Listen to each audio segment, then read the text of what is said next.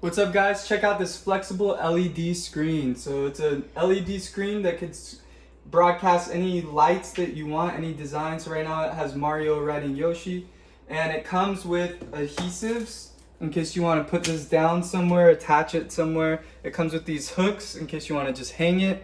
It comes with these flexible rods to keep it more in place. And then it also comes with a car charger so you could charge this thing up.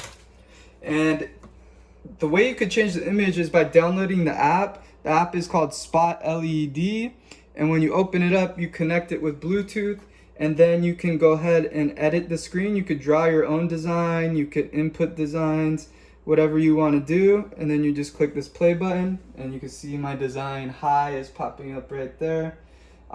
Let's see, I think you could also put pictures on here, so let me see if I do image.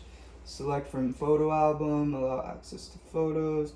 Let's see if I could put down this picture right here and see if it pops up. Oh, it's gonna be pixelated, but it will pop up. And there it is right there. So you can go ahead and you can do pretty much anything with this. It also has audio, there's AI, there's so much stuff that you can do with this. So go ahead and check it out.